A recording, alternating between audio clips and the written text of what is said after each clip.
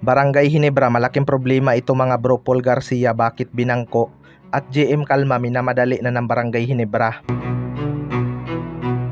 So maraming ang hindi masaya sa unang laban ng Barangay Hinebra mga bro matapos silang talunin ng Rain or Shine Elasto Painters.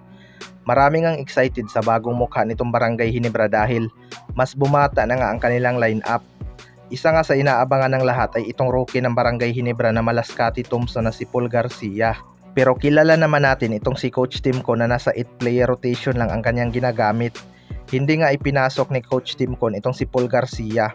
Ito talaga ang kaibahan ni Coach Yeng Yao. Hindi nga ito kumukuha ng mga mas kilalang player pero nagde-develop ito ng mga may potential na player. Habang si Coach Timcon naman ay gusto yung mga player na may talent tapos ibabangko kaya nawawala ng kumpiyansa. Pero hindi maitatanggi na si Coach Timcon pa rin ang pinakamagaling na coach dito sa ating pambansang liga. Sayang din talaga itong si Paul Garcia mga bro. Hindi nasubukan sa crucial minutes ng laban. Mas babad pa rin itong si RJ Abarrientos kahit hindi ganun kaganda ang kanyang inilalaro. Wala pa ngang magandang chemistry itong Barangay Hinebra mga bro dahil kaka-rebuild pa lang ng kanilang lineup. Pero maganda naman ang inilaro ni Stephen Holt. Sadyang hindi lang talaga gaya ng dati itong Barangay Hinebra na may legit big man. Nakatulong itong si Japit Aguilar sa ilalim.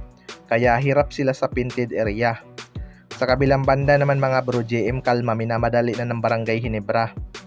Ito ngang si JM Calma ang isa sa mga pinakamatunog na gustong makuha ng Barangay Hinebra.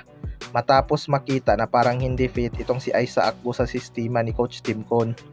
Hindi na nga kaya ni Japit Aguilar mag-isa ang painted area dahil 4 naman talaga ang laruan itong si Japit Aguilar mga. Pero kung nasa kanyang prime pa ito baka mas lamang talaga siya na wala siyang ka-twin tower. Maganda naman ang inilaro ni Aiza Akbo sa Terra Firma Jeep mga bro, pero mabagal talaga itong gumalaw. Alam naman natin ang sistema ni Coach Timcon, kailangan mo ngang gumalaw ng gumalaw kahit hindi mo hawak ang bola para magkaroon ng triangle offense.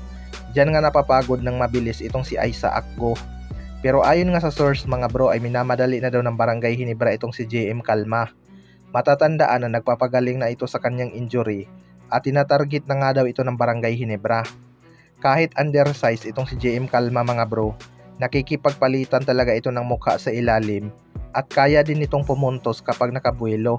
Wala nga lang itong tira sa labas gaya ni Aiza Akbo, pero maaasahan naman ito pagdating sa depensa. Malaking problema talaga sa Barangay Hinebra kapag hindi sila nakakuha ng legit center dahil kakalabawin lang sila ng mga team na may mga legit big man. Kung sa Rain or Shine pa lang mga bro, hirap na sila.